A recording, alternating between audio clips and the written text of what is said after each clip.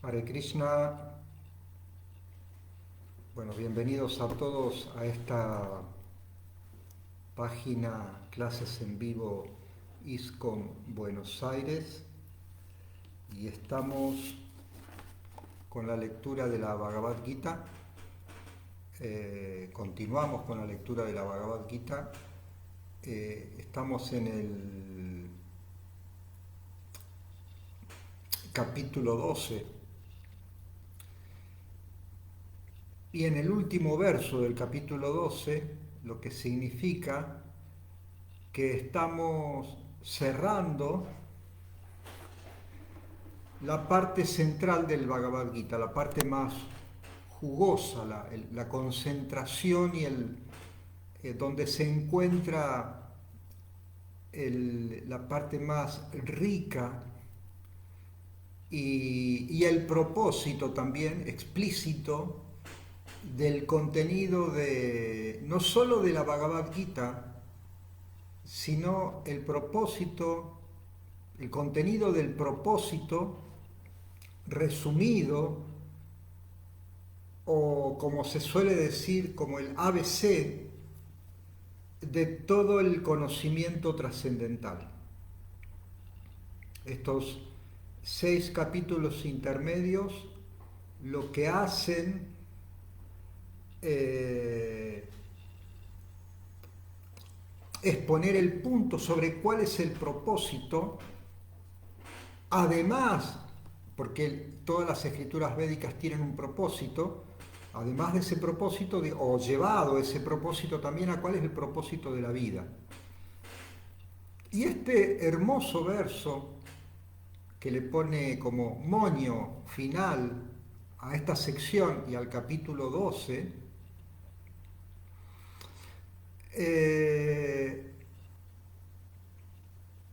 lo que hace es, como está hablando Krishna, Krishna está manifestando su sentimiento, digamos casi de una manera, en un contexto de intimidad, está manifestando su sentimiento hacia esos practicantes espirituales que llegan a su encuentro. Así que es un verso muy cargado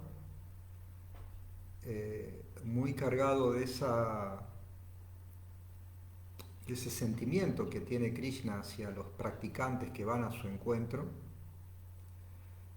y luego muy cargado también de significación, podríamos decir, eh, para,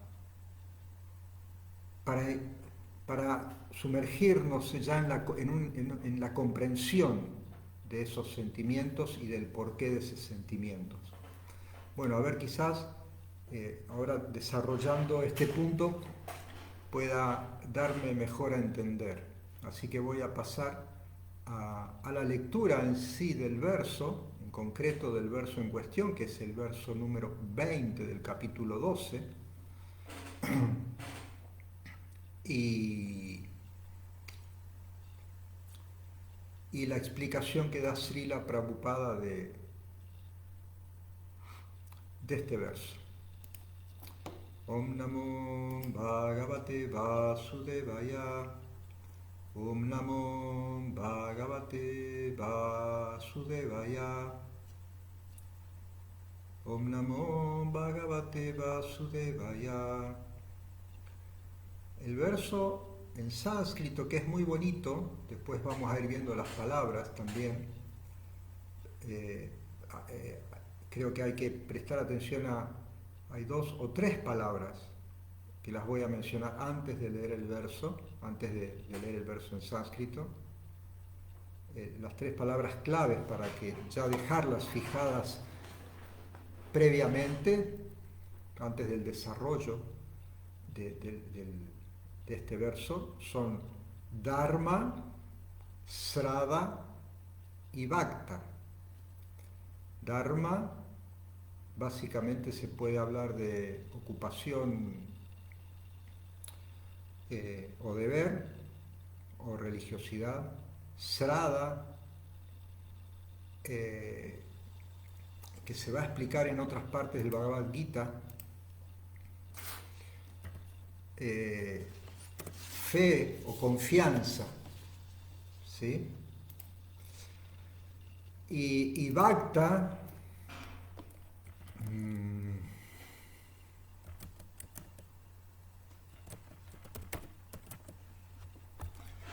bhakta es el practicante del servicio, del servicio devocional o de la entrega a Dios, ¿sí? El practicante o el bhakti, el servicio a Dios o la entrega a Dios. El bhakti puede tener muchas formas de abordarlo. A ver, bueno, voy a continuar con la lectura del verso y después desarrollándolo, pero lo que quería dejar es que estas tres palabras, por lo menos de la manera en que pretendo abordar el verso, van a ser como palabras guías, troncales o claves, o llaves: Dharma, Srada y Bhakta. El verso dice: Yetu dharma mritam vidam yatoktam paryupashate sradadana matparama bhaktaste tivame priyaha. La traducción es esta: aquellos que siguen este imperecedero sendero del servicio devocional y que con fe se dedican a él por entero, teniéndome a mí como la meta suprema, son muy, muy queridos por mí. La significado o explicación de Srila Prabhupada dice lo siguiente: en este capítulo, desde el verso 2 hasta el final, desde Maya Vesha Mano Yemam, fijando la mente en mí, hasta Yetu Dharma Mritamidam, esta religión de la ocupación eterna, el Señor Supremo ha explicado los procesos del servicio devocional mediante los cuales uno puede dirigirse a Él. Esos procesos son muy queridos por el Señor y Él acepta a una persona que se dedica a ellos. Arjuna hizo la pregunta de quién es mejor, aquel que se dedica al sendero del Brahman impersonal o aquel que se dedica al servicio personal de la Suprema Personalidad de Dios. Y el Señor le respondió tan explícitamente que no hay ninguna duda de que el servicio devocional que se le presta a la personalidad de Dios es el mejor de todos los procesos de iluminación espiritual. En otras palabras, en este capítulo se ha decidido que, a través de las buenas compañías, se desarrolla en uno el apego al servicio devocional puro, en virtud de lo cual uno acude a un maestro espiritual genuino y por él comienza a oír, a cantar y a observar los principios regulativos del servicio devocional con fe, apego y devoción. Y de ese modo uno se dedica al servicio trascendental del Señor. En este capítulo se recomienda ese sendero. Por lo tanto, no hay ninguna duda de que el servicio devocional es el único sendero absoluto para la autorrealización, para conseguir a la suprema personalidad de Dios. La concepción impersonal de la suprema verdad absoluta, tal como se describe en este capítulo, se recomienda únicamente hasta el momento en que uno se rinde en busca de la autorrealización. Dicho de otro modo, mientras uno no tenga la oportunidad de relacionarse con un devoto puro, la concepción impersonal puede ser beneficiosa. En medio de la concepción impersonal de la verdad absoluta, uno trabaja sin resultado fruitivo, medita y cultiva conocimiento para entender el espíritu y la materia. Eso es necesario mientras uno no tenga la compañía de un devoto puro. Por fortuna, si en uno se desarrolla directamente el deseo de dedicarse al proceso de conciencia de Krishna a través del servicio devocional puro, no es necesario tener que ir mejorando por pasos en el campo de la iluminación espiritual. El servicio devocional, tal como se prescribe en los 6 capítulos intermedios del Bhagavad Gita, es más apropiado. No es necesario preocuparse por las cosas con las que se mantienen el cuerpo y el alma juntos, ya que, por la gracia del Señor, todo se da automáticamente. Bueno, aquí he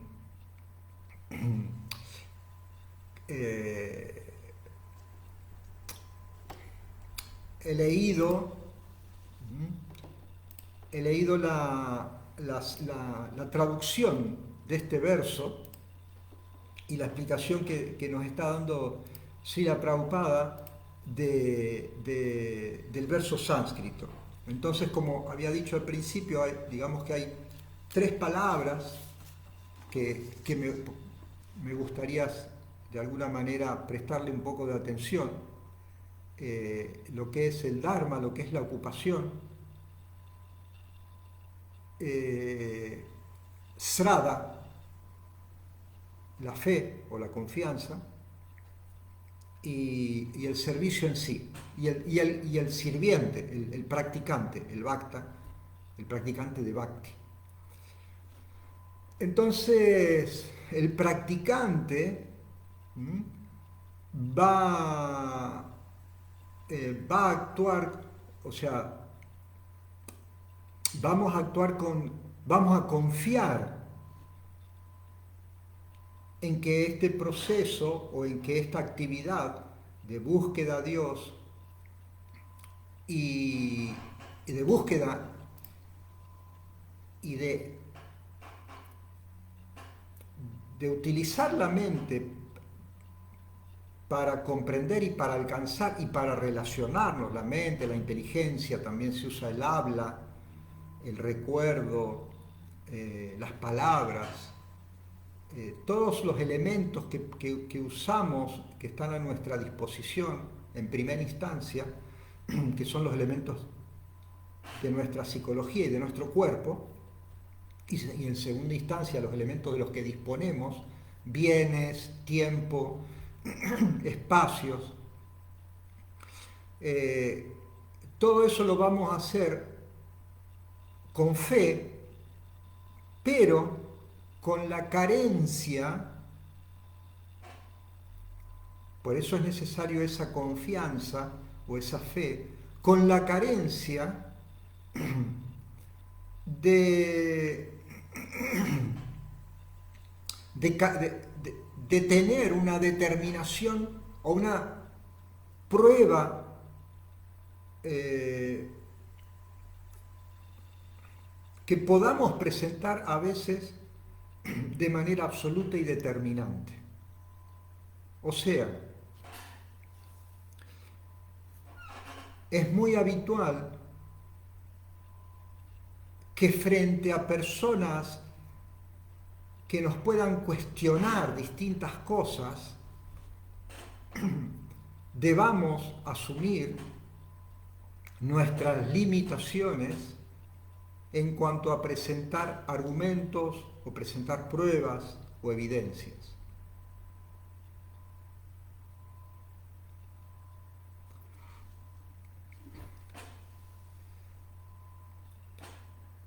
Así como desde nuestras limitaciones cognitivas o nuestras limitaciones intelectuales, se hace muy difícil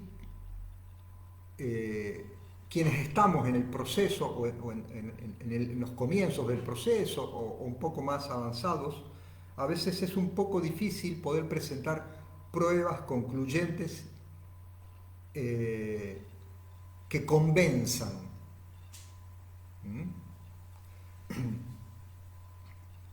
Y más allá de las personas que sean escépticas, dejo de lado las personas que sean escépticas, que sean desconfiadas o directamente que no quieran aceptar. Aunque tuviesen la verdad enfrente, no la aceptarían. Más allá de eso, podemos tener un reconocimiento de que también tenemos limitaciones o que somos limitados en el sentido de que nosotros mismos,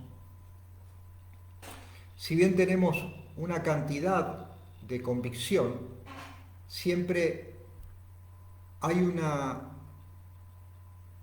momentos en que nos puedan surgir dudas, o hay momentos en que frente a distintos cuestionamientos o frente a veces la fuerza del mundo o de pensamientos contrarios nos pongan en dudas. Ser falibles frente a esas embestidas del mundo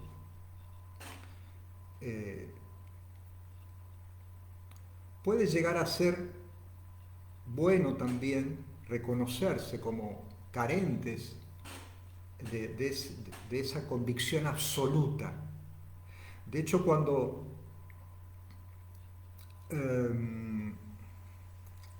uno de los puntos, o sea, la fe puede ser constructiva en el sentido justamente ese. La fe es constructiva en el sentido de que podemos ser cuestionados. Podemos aceptar algunos cuestionamientos.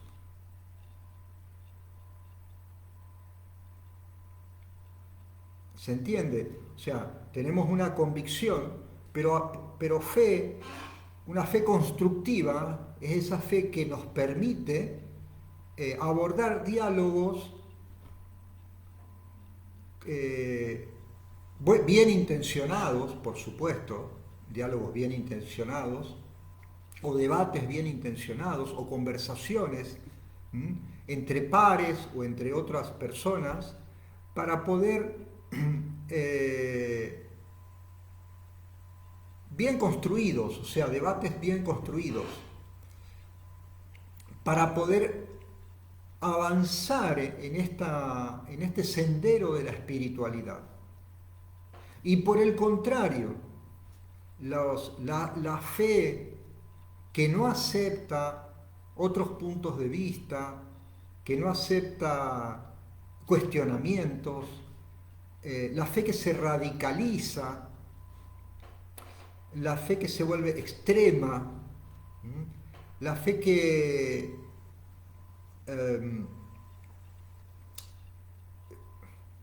nos lleva a aislarnos y a no poder integrarnos socialmente con otras personas. Vuelvo a hacer la diferenciación, porque también hay en algunas personas ya malintencionadas, mal dirigidas, pero dejo de lado eso de lo que obviamente es saludable apartarse, ¿no? O protegerse de personas malintencionadas, pero dejando de lado de eso, hay mucha cantidad de personas que quieren consultar. Y cuando nosotros nos ponemos en la postura de los sábelotodos que podemos dar todas las respuestas, sin aceptar cuestionamientos que pueden ser válidos, esa fe deja de ser constructiva y se vuelve una fe cerrada, ciega o fanática. Incluso en esos casos, incluso ese tipo de sendero, de camino, de posición en la práctica de la espiritualidad, se convierte contraria a la verdadera práctica espiritual. termina siendo contraria, termina no siguiendo los principios básicos de la devoción, la tolerancia, la humildad.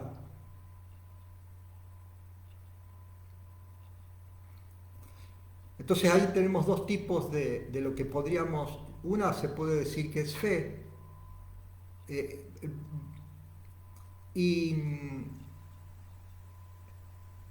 una fe constructiva, y la otra es una fe ciega, que sin tener nosotros mismos los argumentos, no nos damos espacio a nuestra, no sé si se dice, a nuestra, no creo que sea la palabra falabilidad la correcta, pero el sentimiento de ser falibles, de que realmente nos podemos equivocar, de que podemos aceptar otras posturas, y generalmente cuando, acá hay varios, podríamos decir como algunos síntomas de esta fe que no se vuelve constructiva, que es la que se empieza a ver a otra persona como antagonista solamente porque tiene otra postura. Y podría ser tan sincera como cualquier practicante, pero solamente porque su manera de práctica es distinta a mi manera, ya lo veo como un antagonista, un enemigo, ¿m? O como una persona incluso hasta equivocada. Seguramente, y de manera sincera tengo que decir que me ha pasado, y seguramente a muchos les ha pasado, de encontrarse con esos cimbronazos en los que uno tiene que volver a reflexionar y volver a los principios básicos de la espiritualidad. La simpleza, la tolerancia, la comprensión de la otra persona, el entender que todos somos almas espirituales.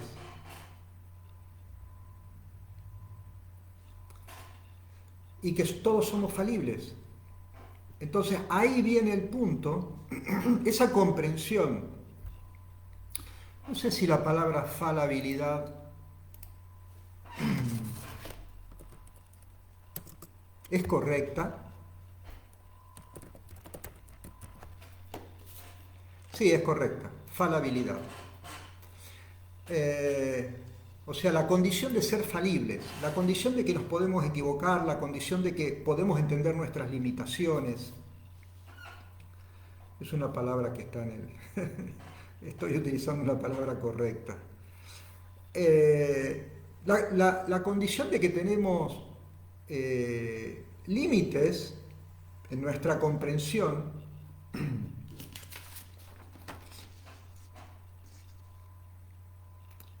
y en nuestra manera de acceder al conocimiento. Y tenemos límites también en nuestra manera de abordar la vida espiritual de manera correcta. Entonces, el punto es que no somos omnipresentes, no somos omniscientes, somos circunstanciales, no somos el fundamento de lo que existe.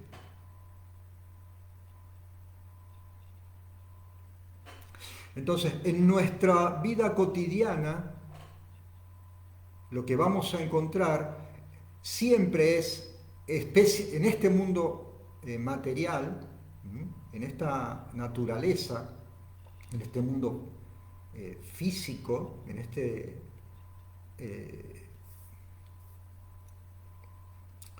esta atmósfera causal, siempre nos vamos a manejar con cierta incertidumbre. Por eso todos los tipos de pronósticos que vamos a encontrar son pronósticos, no son determinantes.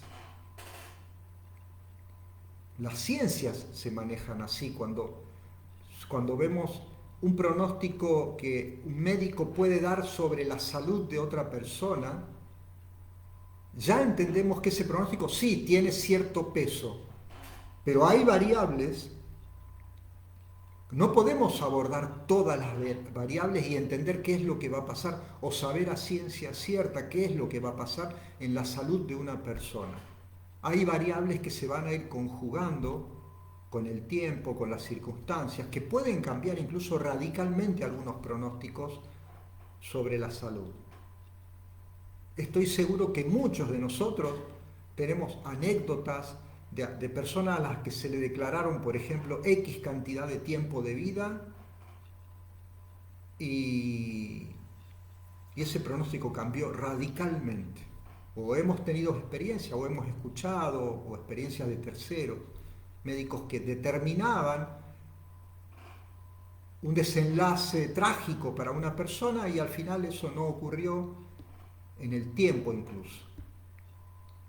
Lo mismo ocurre con los pronósticos económicos, cuando se hacen pronósticos económicos en distintas regiones del mundo, en distintos países, con distintos sectores económicos, con distintas compañías, se hacen pronósticos económicos o pronósticos de ventas o pronósticos financieros, lo que sea, muy detallados y cosa que obviamente hay que hacer.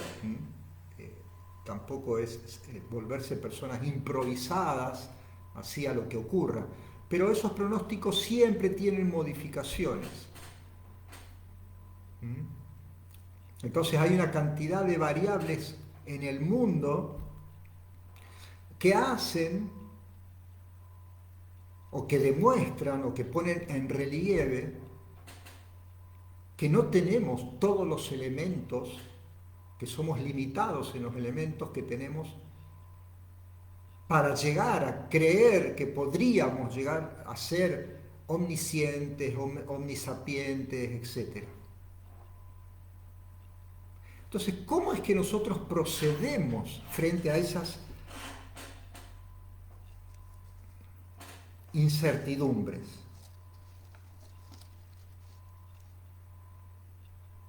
¿Cómo vamos procediendo frente a ese mar de incertidumbres si no podemos abordar o llegar a determinaciones absolutas? Entonces tenemos en nuestros campos habituales de conocimiento y en los Vedas también tenemos distintas maneras de obtener evidencias. Las dos primeras, hay tres, las dos primeras, la primera es a través de una percepción directa, que se conoce como pratyaksha, conocimiento directo, empírico, lo que podemos percibir, lo que escuchamos un sonido de un pájaro, es un pájaro, ¿sí? Y todos los días nos estamos manejando con eso, con toda la fe que tenemos.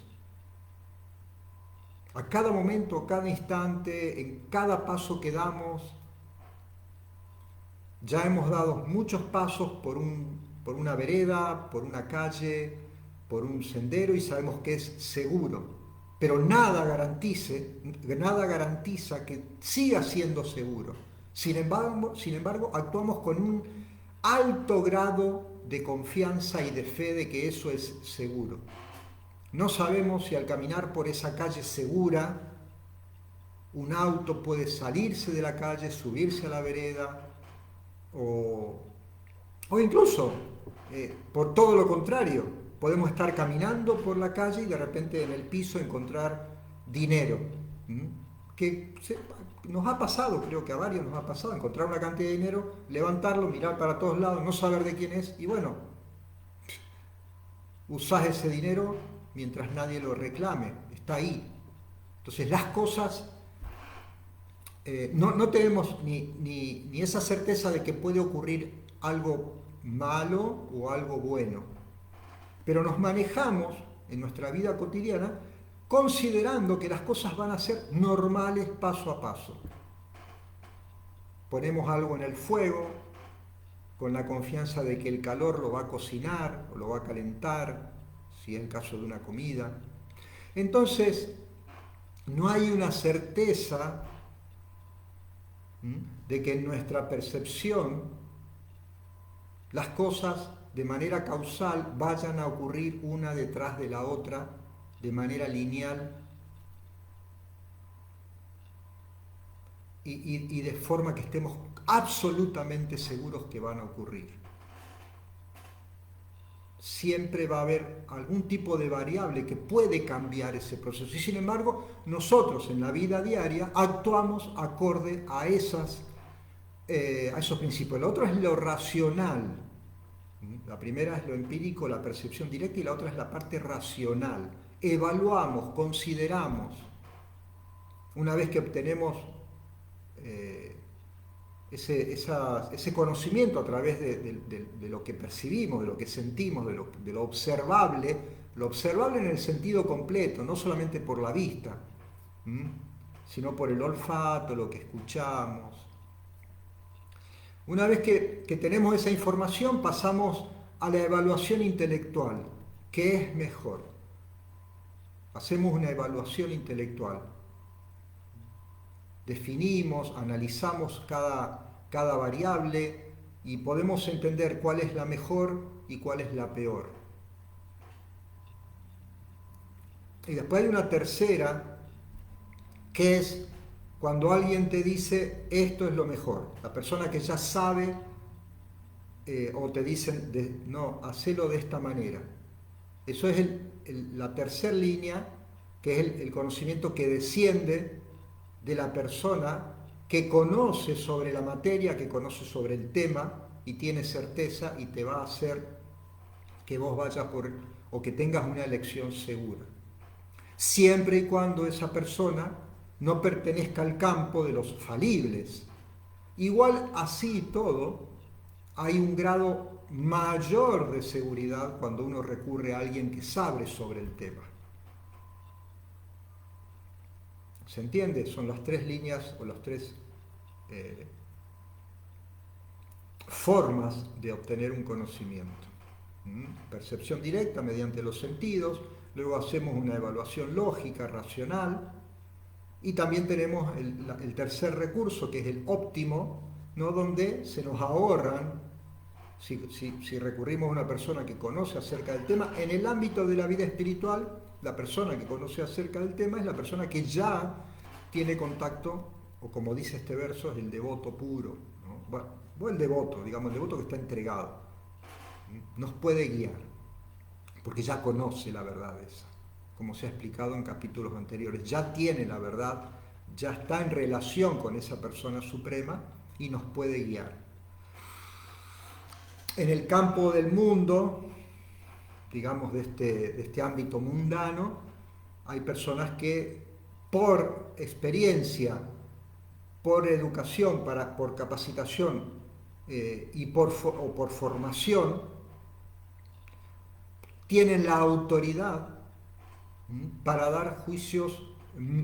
Si bien estamos en el campo de las incertidumbres, son las personas que más pueden dar un juicio acertado acerca de las distintas decisiones que debamos tomar. ¿Se entiende? Ahora bien, por ejemplo, en el campo de las leyes, en el campo de cuando un juez tiene que tomar decisiones legales, determinar un caso legal, si estamos en un mundo, o si podemos considerar que sí, hay personas que tienen más atributos, de nuevo, por experiencia, por formación, que pueden tomar decisiones más acertadas, siempre hay un rango de error.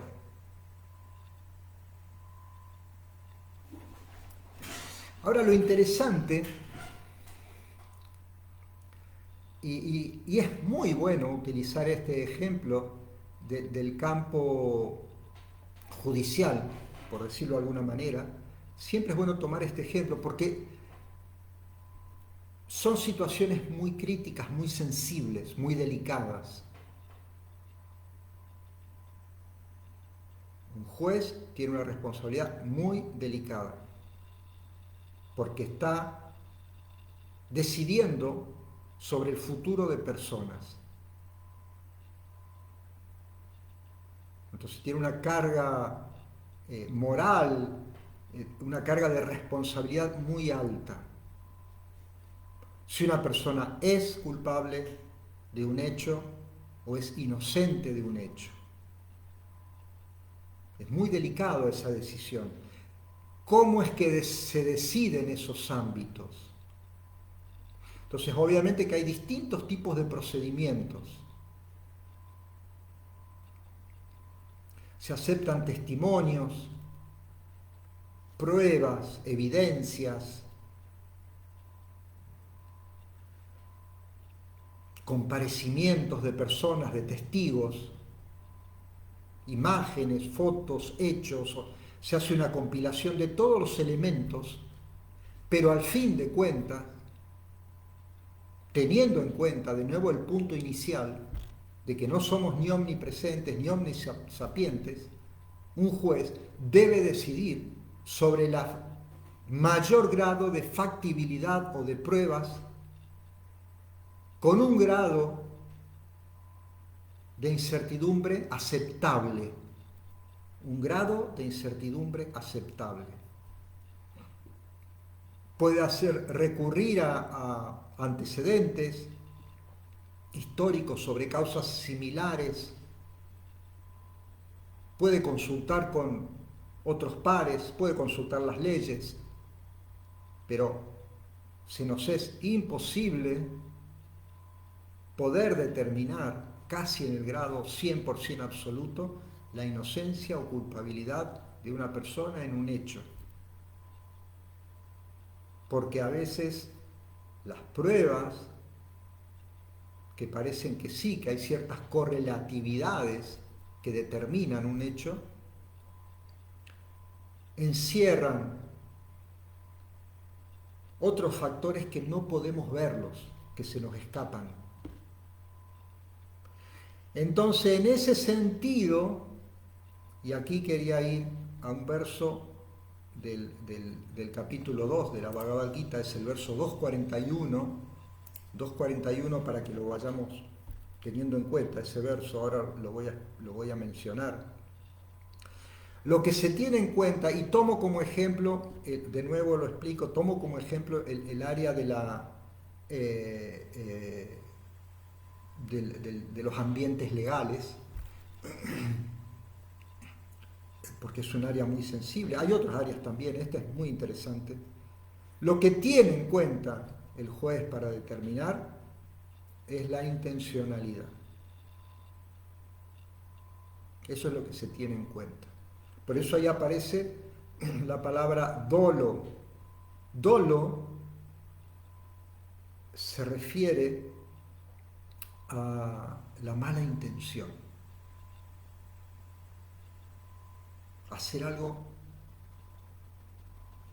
con una mala intención, con una mala actitud, con el deseo de hacer daño. Y también ahí tiene mucha importancia la premeditación, cuando alguien lo viene calculando, lo viene masticando, lo viene elaborando internamente. Cuando esa mala intencionalidad se ha estado, ¿cómo puedo decir? Se ha estado preparando, meditando, gestando conscientemente, sabiendo el resultado que puede producirle a otro y sabiendo las consecuencias que trae eso. Y aún así, teniendo en cuenta las consecuencias, el daño que puede producir un hecho malintencionado con dolo, la persona lo ejecuta. Y la prueba de eso es que la persona que suele ejecutar esos daños lo hace de manera cuidándose de esconder todo tipo de rastros y evidencias. Ese es el daño máximo y ese es un elemento probatorio. Esa intencionalidad, esa premeditación es un elemento probatorio para determinar un juicio sobre alguien. Lo mismo la inocencia. Cuando no hay intencionalidad, cuando no hay premeditación, no es lo mismo un homicidio con dolo que un premeditado que un homicidio no culposo o accidental. Hay alicientes, agravantes, uno puede ser irresponsable, pero no intencional. Puede haber irresponsabilidad, no debería haber irresponsabilidad, pero peor es la mala intencionalidad. Entonces lo que nosotros hacemos es decidir en nuestra vida sobre probabilidades máximas y mínimas.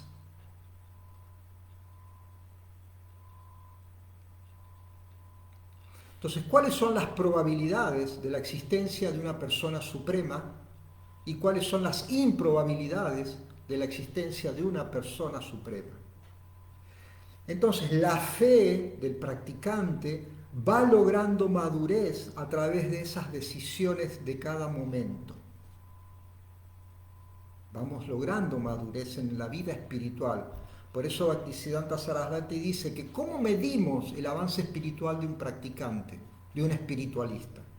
Se mide por ese grado de construcción de confianza a través del tiempo y a través de las experiencias y a través de las acciones de los practicantes. Es una de las medidas y es la medida que más tenemos a mano cuando vemos personas que están practicando y vemos personas que son avanzadas, que tienen algún grado de avance o que tienen mucho avance o que son completamente puras, podemos al menos tener un elemento que nos permita entender ese avance por la convicción, la confianza, la determinación, la seguridad, la dedicación sobre la vida espiritual de sí mismo. Y esa dedicación, esa confianza, se construye a través de decisiones que se van tomando unas sobre otras y se va construyendo esa confianza tanto en la existencia de esa persona suprema, controladora última, sostenedora última de todo lo que existe, como en la relación que tenemos con esa persona.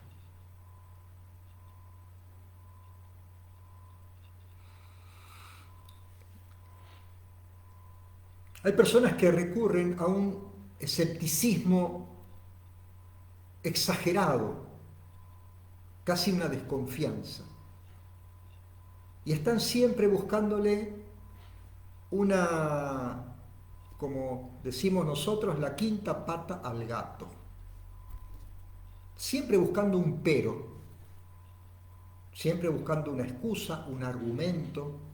A veces nos pasa a nosotros mismos que no paramos de tener dudas y argumentos en vez de ser determinados.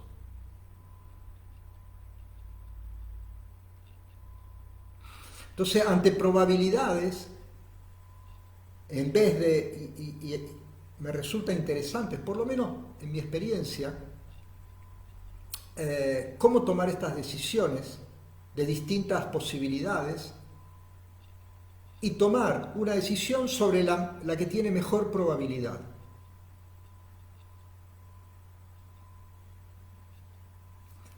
Krishna nos puede, como dice acá al final, en el final del significado del verso de hoy, dice, no debemos ocuparnos por nuestra mantención, no debemos ocuparnos de nuestras necesidades, eso va a venir, solamente debemos dedicarnos a la práctica de la vida espiritual. O sea, trabajamos de la manera de hacer las cosas correctamente En nuestro trabajo todos tenemos un trabajo. Bueno, ese trabajo lo hacemos correctamente porque lo estamos haciendo para la satisfacción de esa persona suprema. Supongamos que alguien trabaja en un negocio, atiende un negocio, lo hace de la manera correcta, atiende al público de manera correcta, con esa idea de que Krishna está observándonos, de que lo que estamos haciendo en realidad es para satisfacer a Krishna a través de otras personas, tratar bien a la gente, no tomar lo que no nos corresponde, honestidad, etc. Todo le corresponde a Krishna.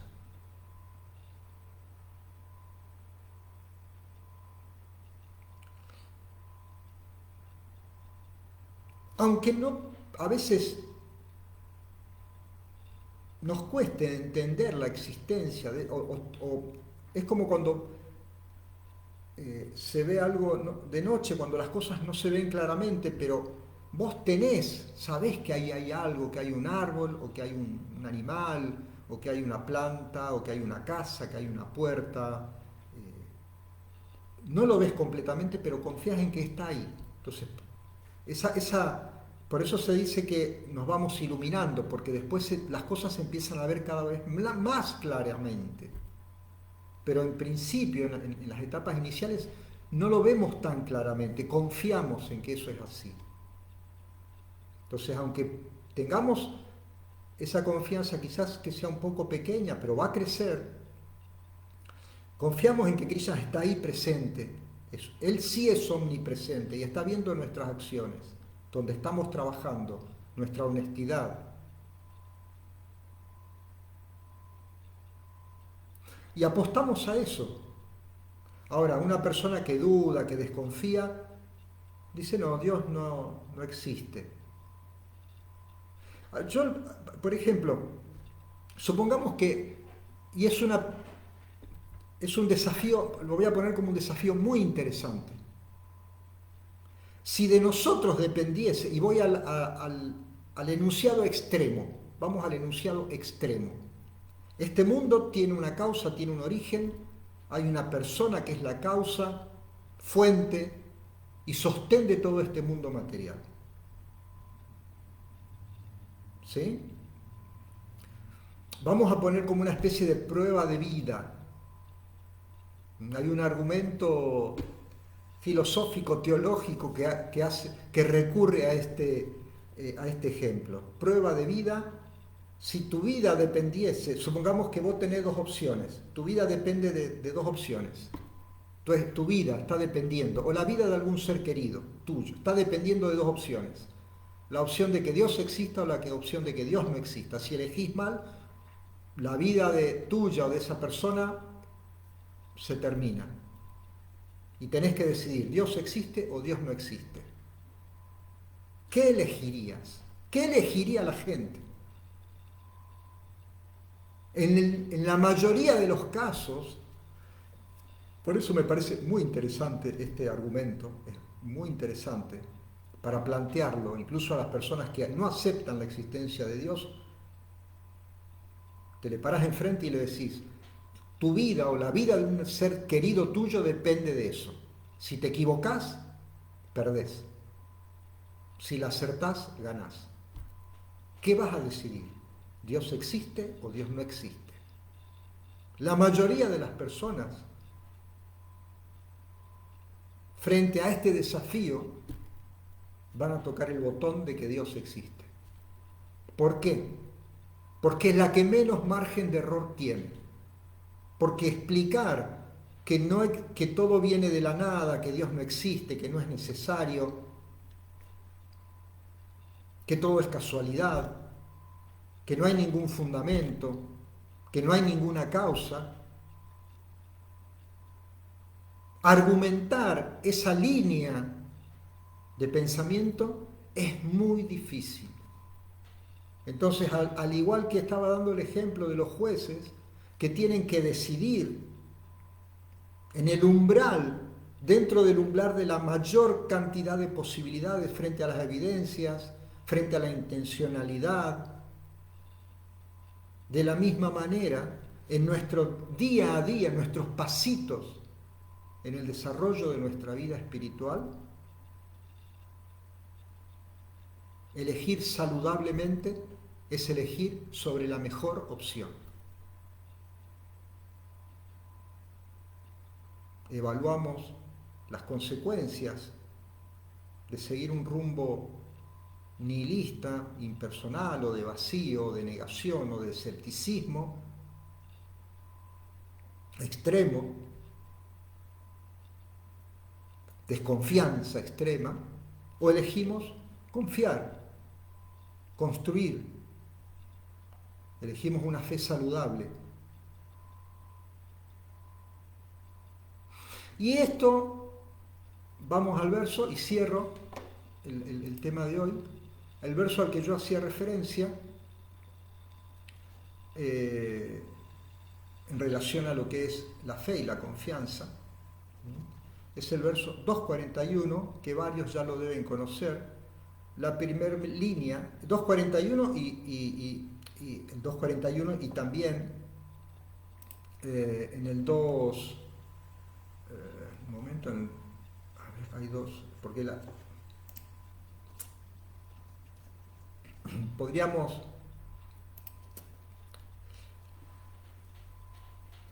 a ver,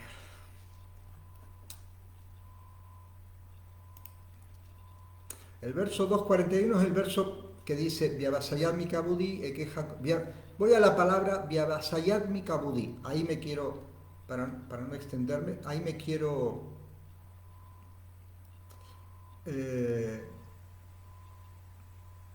y después está el verso Bogais Varia Prasaktanan. Bueno, pero vamos a la palabra esa, Vyavasayat Mikabudi. Ahí habla de Budi, que aparece en este verso también, en el último verso del capítulo 12. Budi es esa inteligencia, y aquí Vyavasayat Mikabudi se refiere a la inteligencia resuelta, a una persona resuelta, y el verso, la traducción dice, aquellos que están en este sendero son muy resueltos y su objetivo es uno. La inteligencia de los irresolutos tiene innumerables ramificaciones. Tenemos dos puntos de vista. El punto de vista de un practicante que busca un objetivo, es uno, eka, es un solo objetivo. Y después está la ramificación de los irresolutos, que tiene un montón de posibilidades, que quizás esto fue así, quizás esto fue asá, quizás no es lo correcto, y caprichos y un montón de cosas.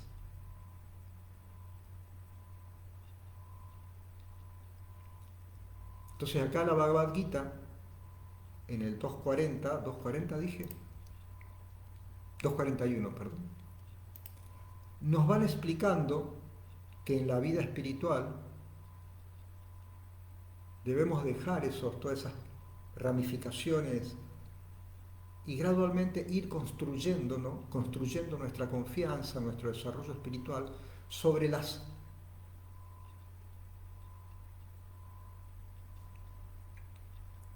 posibilidades que sean más coherentes, más lógicas, más racionales.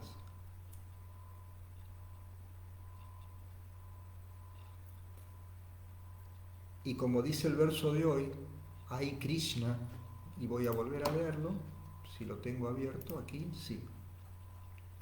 Dice que esas personas que me tienen a mí como la meta suprema son muy, muy queridos por mí. Así que bueno, dejo aquí.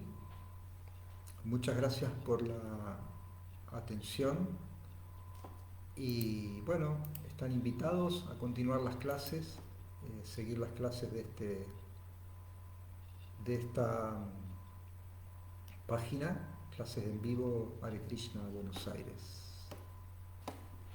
Mis reverencias a todos.